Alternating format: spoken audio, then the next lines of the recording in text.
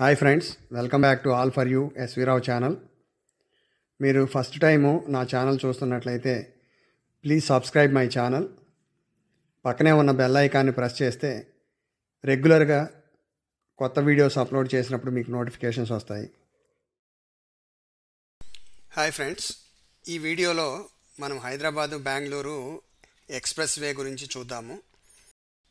Central government తెలంగాణకి ఏపీకి ఒక గుడ్ న్యూస్ చెప్పింది.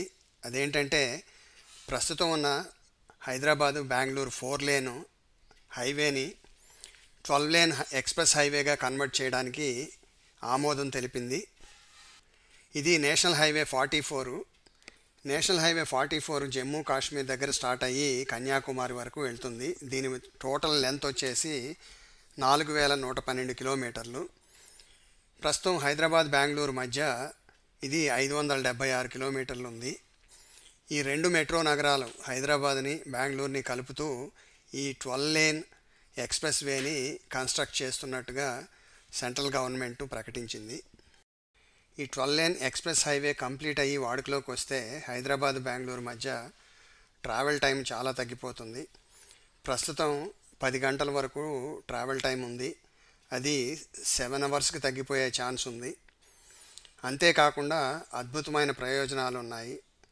మీరు మ్యాప్లో చూసినట్లయితే నేషనల్ హైవే 44 తెలంగాణలో షాద్నగర్, జడ్చర్ల, కొత్తకోట, బీచ్పల్లి మీదుగా ఏపీలోకి ఎంటర్ అవుతుంది. తెలంగాణలో ఇది 210 కిలోమీటర్ల పొడవు ఉంది. ఈ హైవే ఆంధ్రప్రదేశ్లో 260 కిలోమీటర్లు ఉంటుంది. ఇది కంబైన్డ్ కర్నూలు, అనంతపూర్ డిస్ట్రిక్ట్స్ ద్వారా వెళ్ళి కర్ణాటకలో ఎంటర్ అవుతుంది. ఈ హైవే పొడవు కర్ణాటకలో 106 కిలోమీటర్లు ఉంది. ఈ హైవే సౌత్ ఇండియాలోనే అత్యధిక లేన్స్ కలిగిన హైవే అవుతుంది. ఈ హైవే వల్ల ఏమేం ప్రయోజనాలు ఉన్నాయి, ఏ స్టేట్లకి లబ్ధి పొందుతుంది అనేది చూద్దాము. జనరల్గా రహదారుల వెంటే అభివృద్ధి అనే నానుడు ఉంది. ఇది చాలా వరకు కరెక్టు. విశాలమైన రహదారులు, నియరెస్ట్ ఎయిర్పోర్ట్సు, నియరెస్ట్ సీ పోర్ట్సు ఉంటే పారిశ్రామికవేత్తలు ఆ ప్రాంతాలపై దృష్టి పెడతారు. దీనికి తోడు అక్కడ భూములు తక్కువ ధరలకు లభిస్తే అక్కడ ఇండస్ట్రీస్ పెట్టడానికి చాలామంది పోటీ పడతారు. ఇప్పుడు హైదరాబాద్ బెంగళూరు ఎక్స్ప్రెస్ హైవేతో ఇదే జరగబోతుంది. ఉమ్మడి కర్నూలు, అనంతపురం జిల్లాలకు ఈ ప్రయోజనాలు అందబోతున్నాయి అని చెప్పొచ్చు. దీనితో రాయలసీమ ముఖ చిత్రం మారబోతుంది. దీనికి 4-5 సంవత్సరాల సమయం పడుతుంది.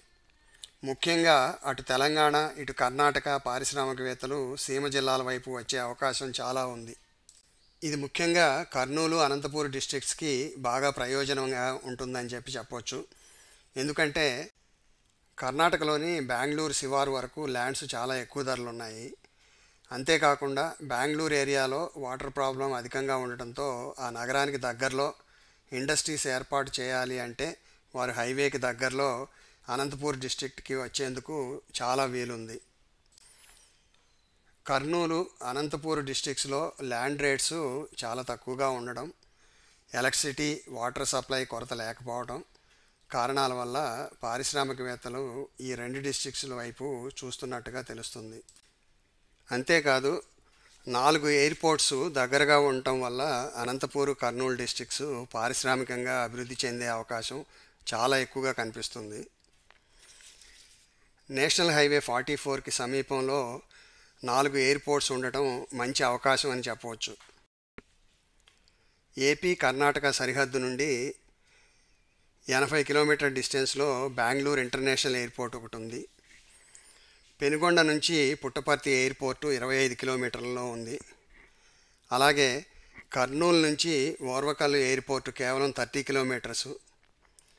కర్నూలు నుంచి తెలంగాణలోని శంషాబాద్ ఎయిర్పోర్టు 195 కిలోమీటర్ల డిస్టెన్స్లో ఉంది. కాబట్టి కర్నూలు డిస్ట్రిక్ట్కి 2 ఎయిర్పోర్ట్సు, అనంతపూర్ డిస్ట్రిక్ట్కి 2 ఎయిర్పోర్ట్సు చాలా దగ్గరగా ఉండటం పారిశ్రామికంగా ఈ 2 జిల్లాలు అభివృద్ధి చెందడానికి కలిసి వచ్చే అంశాలు. కర్నూలు, అనంతపూర్ డిస్ట్రిక్ట్స్ ఇండస్ట్రియల్ హబ్స్గా మారటానికి చాలా అవకాశాలు ఉన్నాయి.